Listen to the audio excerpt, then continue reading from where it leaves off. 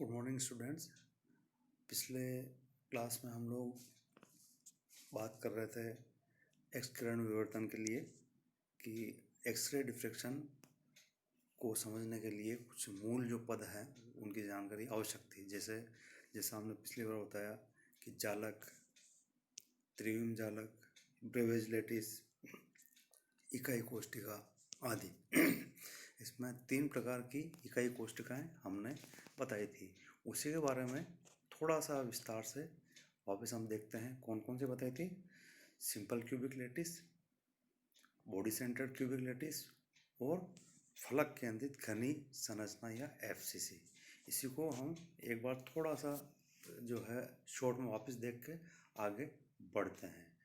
तो यहाँ पर जैसा आपको बताया 3 प्रकार के ये लेटिस यहाँ पर बताए गए हैं। इसके अंदर अब हम जो है थोड़ा सा वापस इसको जो है डिटेल से देखते हैं। हमने क्या बताया 3 प्रकार के कौन कौन से लेटिस हैं ये। सबसे पहला सिंपल क्यूबिक लेटिस यहाँ बताया गया है, ये आपके सिंपल क्यूबिक लेटिस। और इसको जो है हम इसके लिए डी रेशो निकालना है। एक्सरे विवर्तन के अंदर हमको डी रेशो यानी जालक तल अंतराल अनुपात, इसका मतलब क्या है कि ये D100 अनुपात D110 अनुपात D111 ये हमको निकालना है, ठीक है। और इसके लिए जो ब्रेक विधि है उसको हम आगे देखेंगे, लेकिन एक बार तीनों प्रकार के जो जालक है कौन कौन से, सिंपल क्यूबिक लेटिस, और दूसरा जो है बॉडी सेंटर्ड क्यूबिक लेटिस, और तीसरा face centered cubic lattice. Simple cubic lattice, दूसरा जो है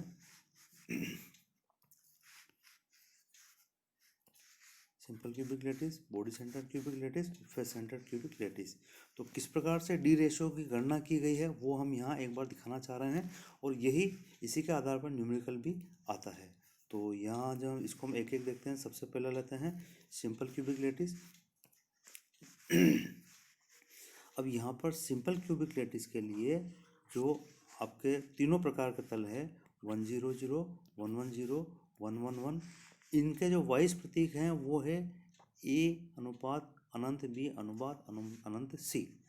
110 के लिए यह है जो वाइस प्रतीक हैं वो है A अनुपात B अनुपात अनंत C, क्योंकि यहाँ पर ये जो फलक है वह x और y के समांतर, x और y के ऊपर अंतःखंड काटता है और z के समांतर है, इसलिए जो तीसरा जो आपके अंक है वह 0 है। और यहाँ पर यह अनंत पर काटेगा, इसलिए यहाँ पर वाइस प्रतीक में यहाँ पर अनंत है, इसको हम कई बार बता चुके हैं। और तीसरा जो फलक है वह 1 1 1, ठीक है।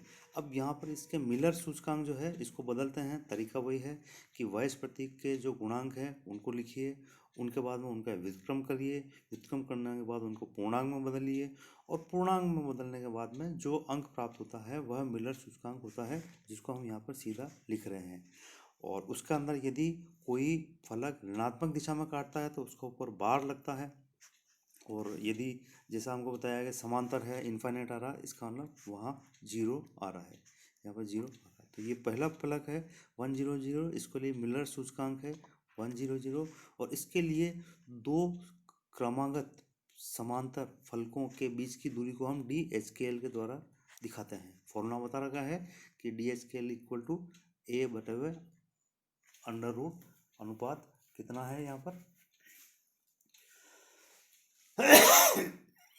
यह अनुपात बता रखा है, HKL है 100, तो यहाँ पर इसको मान रखने पर ये A/√1² प्लस 0² प्लस 0², और इसका मतलब ये हुआ A/1, ठीक है।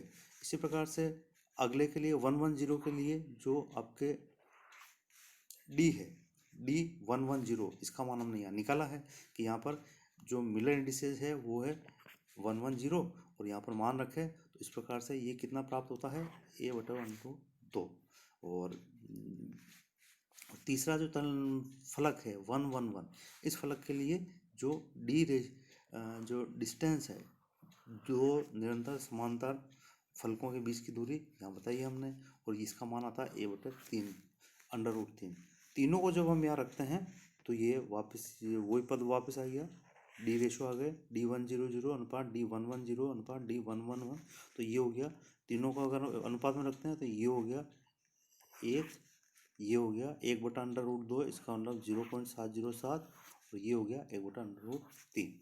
और यही इस सिंपल क्यूबिक लैटिस की खासियत है, विशेषता है कि डी रेशो एक्सकिरण विवर्तन के द्वारा डी रेशो निकालने पर यदि ये अनुपात यानी ये डी रेशो यानी D100 अनुपात D110 अनुपात D111, यदि ये अनुपात जो है 1:1/√2 अनुपात 1/√3 अर्थात 1:0.707 अनुपात 0.577 आता है, तो इसका मतलब क्या है कि यह जो अज्ञात क्रिस्टल की संरचना है वह किस प्रकार की है, सिंपल क्यूबिक लैटिस सरल घने जालक की जैसी है। इसी प्रकार से एफसीसी का मतलब क्या हुआ, फलक केंद्रित घने जालक संरचना। तो एफसीसी स्ट्रक्चर के लिए जब हम बात करते हैं तो ये 22 प्रतीक बता रखे हैं। अगर आप इसकी 3D स्ट्रक्चर देखोगे, जैसा मैंने PDF नोट्स में बताया था, उसमें आपको स्पष्ट होगा कि पहला जो फलक है, ये पहला फलक कौन सा है, ये है आपके, ये जो आपके 22 इंडिसेस है किसके लिए है, ये 110 फलक के लिए, ठीक है।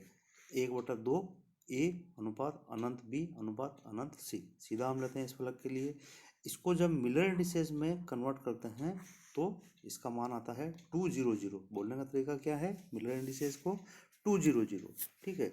और जब हम इसके लिए जो डिस्टेंस निकालते हैं, डिस्टेंस का मतलब दूरी, दो क्रमागत 100 फलक यानी एक्स अक्ष के ऊपर काटने वाले और वाई जेड के समांतर फलकों के बीच की दूरी को हम डी एच स्केल कह रहे हैं, और यहाँ पर ये एच स्केल का मान 200 है। और इसके लिए जब डिस्टेंस निकालते हैं कितना मान आता है, A/√2² या A/2, ठीक है। इसी प्रकार से अगला फलक है 110, इसके लिए वाइस के पैरामीटर है 1/2 A अनुपात 1/2 B अनुपात 1/2 अनंत C, ठीक है। इसके लिए मिलर इंडिसेस 220, हमने पूर्णांक में बदल दिया इसको, है ना। और अब आगे यहाँ पर डी निकाला यानी डिस्टेंस निकाला, चालक तलों के बीच में अंतराल निकाला, दूरी निकाली, डिस्टेंस निकाला, तो ये आता है, यहाँ मान रखा, तो ये कितना प्राप्त होता है, A/√8। और इस जब इसको हम सोल्व करते हैं तो इसका मान क्या आता है, A/√2, ठीक है। तीसरा फलक है जिसको हम 111 फलक कहते हैं, ठीक है। तो यहाँ पर ये जो फलक है इसके लिए जो वाइस पैरामीटर है वो है A अनुपात B अनुपात C, इसके लिए मिलर इंडिसेस है 111, और इसके लिए जो आपको D प्राप्त होता है D111, इसका मान कितना है, A/√3, ठीक है। जब इसको अनुपात लिखते हैं हमको क्या चाहिए, डी रेशो चाहिए। डी रेशो किस प्रकार से प्राप्त करते हैं, D100 अनुपात D110 अनुपात D111, तो इसका अनुपात हो गया 1 कट गया। और यहाँ पर क्या है कि पहला जो पद है उसको हम इकाई रखने की कोशिश करते हैं, 1 रखने की कोशिश करते हैं, तो उसके लिए क्या, हम इसको 2 से मल्टीप्लाई कर दिया, 2 से मल्टीप्लाई कर दिया तीनों को, और ऊपर A है, A कट गया। तो अब यहाँ पर क्या बचा, यहाँ क्या बचा, 1 अनुपात 1/√2 अनुपात 2/√3। और जो इसको हम सरल भाषा में लिखते हैं, जो बटा बटी को हटा देते हैं, तो ये अनुपात प्राप्त होता है 1 अनुपात 0.707 अनुपात, ये है पॉइंट है, 0.707 अनुपात 1.154, तो ये रेशो प्राप्त होता है। इसका मतलब क्या हुआ कि यदि किसी अज्ञात क्रिस्टल का एक्सरे विवर्तन करने पर डी रेशो का मान जो है प्राप्त होता है 0.707 अनुपात 1.154। इसका मतलब क्या है कि वह क्रिस्टल जालक जो है किस प्रकार का है, एफसीसी है। एफसीसी की स्ट्रक्चर जैसा हमने देखा कि वह आगे हम अध्ययन करेंगे, सोडियम क्लोराइड की जो संरचना है वह फेस सेंटर्ड क्यूबिक लैटिस की होती है, के समान होती है या एफसीसी स्ट्रक्चर होती है। और जो हमने सिंपल क्यूबिक लैटिस देखा ऊपर, तो यहाँ पर इसकी संरचना किसकी होती है, ये संरचना होती है किसकी होती है, ये संरचना होती है आपके KCl की, जो हम आगे अध्ययन करेंगे। 3 उदाहरण में KCl हो गया, NaCl हो गया, ठीक है। और जो तीसरा उदाहरण है जो हम स्टडी करेंगे वो है किसका, बेस सेंटर्ड क्यूबिक लैटिस। किसका एग्जांपल है वो है base centred, body centred, base centred नहीं, बॉडी सेंटर्ड काय केंद्रित खनिज जालक संरचना। तो इसको जो है हम थोड़ा सा वापस देखते हैं। तो यहाँ पर हम क्या बता रहे हैं कि तीसरी प्रकार की संरचना कौन सी है, बॉडी सेंटर्ड क्यूबिक लैटिस, यानी वह संरचना जिसके अंदर अवयवी कण घन के कोण पर तो स्थित होते ही हैं, यानी 8 कण तो मौजूद होते ही हैं किसमें, इकाई कोष्ठिका में, लेकिन एक कण उससे जो घन है उसके बिल्कुल सेंटर में मध्य में भी स्थित होता है, इसलिए इस संरचना का नाम है बॉडी सेंटर क्यूबिक लैटिस। और ये होती है आपके सीजियम क्लोराइड की संरचना, जिसको हम आगे अध्ययन करेंगे। तो अभी हम जो है इसको केवल जो है यहाँ डी रेशो देख रहे हैं। डी रेशो क्या है यहाँ पर, इसके लिए मिलर इंडिसेस वाइस के पैरामीटर क्या है यहाँ पर, वाइस का पैरामीटर क्या है, बीसीसी स्ट्रक्चर के लिए ये स्ट्रक्चर जो है, ये सबसे पहला जो आपको वाइस इंडिसेस है, वाइस का पैरामीटर, ये कौन से तल के लिए, 1-0-0 तल के लिए, वह तल जो एक्स अक्ष को पर अंतःखंड काटता है और वाई जेड के समांतर है, इसके लिए वाइस के पैरामीटर है 1/2a अनुपात अनंत b अनुपात अनुमान अनंत c। इसको मिलर इंडिसेस में कन्वर्ट करते हैं तो पूर्णांक में बदल दिया जाता है, तो ये हो गया है 2-0-0। और इसके लिए जो DHKL यानी डिस्टेंस, किसके लिए, जो आपके HKL तल है समांतर फलकों के बीच की दूरी, तो ये समांतर फलकों के लिए मिलर इंडिसेस 2-0-0। इसके लिए जब हम ज्ञात करते हैं तो ये D a/√2², और इसको जब सोल्व करते हैं 2²4 तो ये हो गया a/2। अगला फलक है 1-1-0। अब इस फलक के लिए जो वाइस इंडिसेज है a अनुपात b अनुपात अनंत c, क्योंकि ये फलक जो है जेड अक्ष से समांतर है, इसलिए यहाँ पर ये लास्ट में अनंत आया है।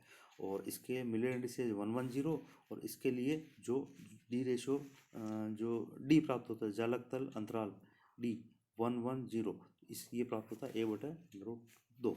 इसी तरह से जो तीसरा फलक है जिसको हम कहते हैं 1-1-1, तो इस फलक के लिए जो वाइस इंडिसेज है वो है 1/2 अनुपात 1/2a अनुपात 1/2b अनुपात 1/2c। और इसके लिए मिलर इंडिसेज है 2-2-2, और इसके लिए जो डी है डिस्टेंस है वो प्राप्त होता है a/2√3। ठीक है। अब यहाँ पर जैसा हमने पहले बताया कि जो पहली राशि है वह इकाई होनी चाहिए, तो इसके लिए हम क्या करते हैं, यहाँ पर a/2 है तो इसको हम 2 से मल्टीप्लाई कर देते हैं तीनों को, तो पहला जो पद है वह इकाई प्राप्त हो जाएगा। तो यहाँ पर ये बन गया 1, ये बन गया आपके 2/√2, ये बन गया 1/√3। ठीक है। और यहाँ पर डी रेशो क्या कहलाएगा, ये हमने जो है डी रेशो ने, हम बार बार एक ही बात कह रहे हैं कि कोई क्रिस्टल संरचना, अज्ञात क्रिस्टल की संरचना यदि हमको ज्ञात करनी है तो उसके लिए एक्सरे विवर्तन के द्वारा डी रेशो ज्ञात किया जाता है।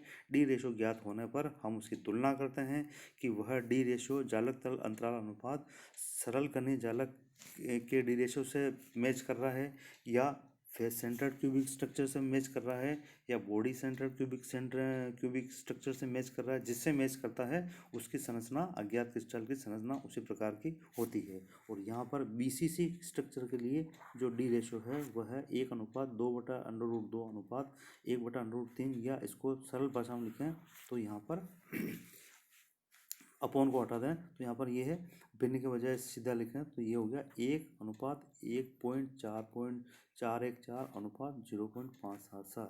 यदि क्रिस्टल संरचना अध्ययन में एक्सरे डिफ्रेक्शन के द्वारा डी रेशो ये प्राप्त होता है, इसका मतलब क्या कहेंगे कि यह संरचना face centered cubic body centred काय केंद्रित खनिज जालक संरचना है, और जो कि जैसा अभी बताया हमने कि सीजियम क्लोराइड के अंदर यह डी रेशो प्राप्त होता है। तो ये तो हुई एक सामान्य जानकारी। और अब किस प्रकार एक्सरे डिफ्रेक्शन को हम क्रिस्टल संरचना निर्धारण में किस प्रकार से अप्लाई करते हैं उसको अगले क्लास में हम देखते हैं। Thank you.